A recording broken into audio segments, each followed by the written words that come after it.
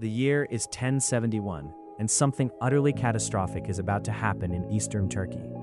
A Byzantine army of 40,000 men marches confidently across Anatolia, led by Emperor Romanos himself.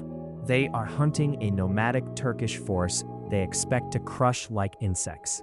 Instead, on a dusty battlefield called Manzikert, these Turkish horsemen will shatter the Byzantine Empire so thoroughly that it never truly recovers. This is how a band of nomads from Central Asia ended up creating one of history's most powerful empires right here in Turkey. But Turkey's story does not start with the Turks, not even close. We are talking about land so ancient that when archaeologists discovered Gobekli Tepe, it completely rewrote human history. Picture this: 11,000 years ago, before humans had even invented farming or pottery, they were somehow carving massive stone pillars and arranging them in perfect circles. These were not crude cave paintings. These were sophisticated temples that would make modern architects jealous. This same region became part of the Fertile Crescent, where civilization itself was born. The mysterious Hittians worked metal with skills that would not be matched for centuries. The Hittites built an empire powerful enough to stop Ramesses II cold at the Battle of Kadesh. And yes, this is where Troy stood. That Troy, the one with the wooden horse. When German businessman Heinrich Schliemann excavated it in the 1870s, he proved Homer was not just telling fairy tales.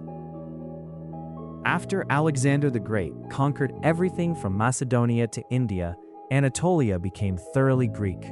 The Romans eventually absorbed it all, and when Constantine moved his capital to Byzantium in 330 AD, he created something extraordinary. Constantinople became the largest, richest city on earth. The Byzantines built the Hagia Sophia, a dome so impossibly huge that visitors believed it was suspended from heaven by golden chains.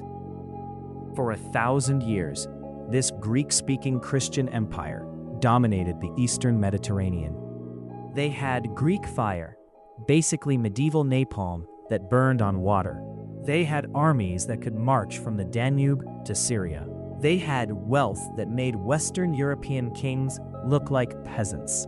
But empires are like balloons. The bigger they get, the easier they pop.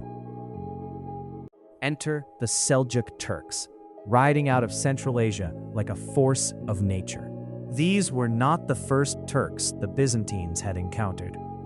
Turkish mercenaries had been serving in Byzantine armies for generations. But the Seljuks were different. They had converted to Islam, absorbed Persian culture, and united under brilliant leaders. When Sultan Alp Arslan faced Emperor Romanos at Manzikert, Byzantine arrogance met Turkish mobility, and arrogance lost catastrophically. The Fourth Crusade in 1204 was supposed to recapture Jerusalem from the Muslims.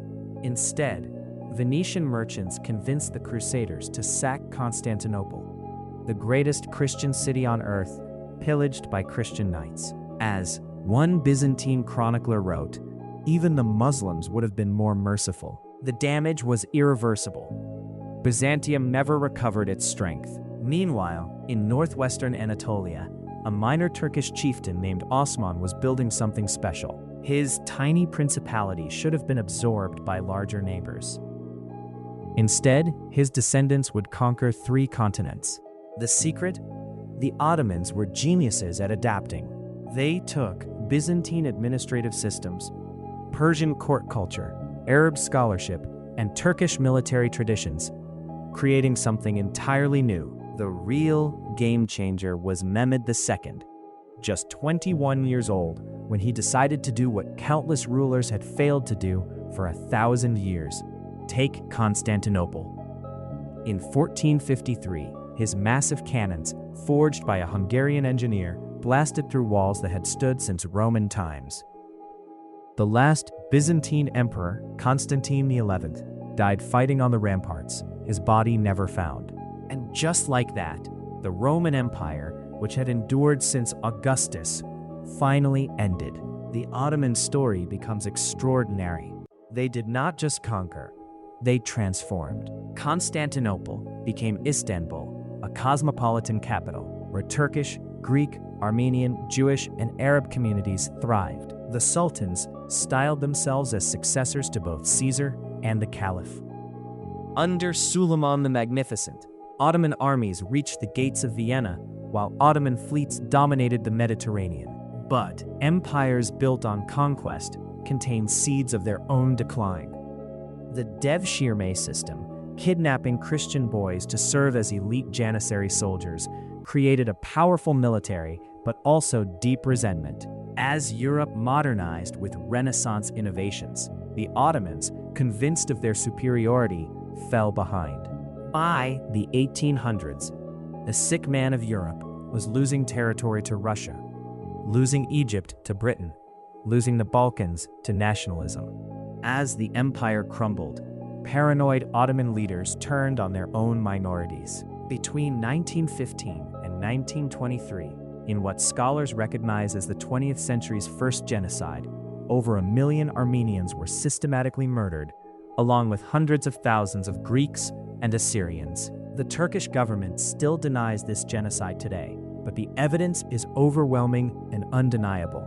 From the ashes of World War I emerged modern Turkey.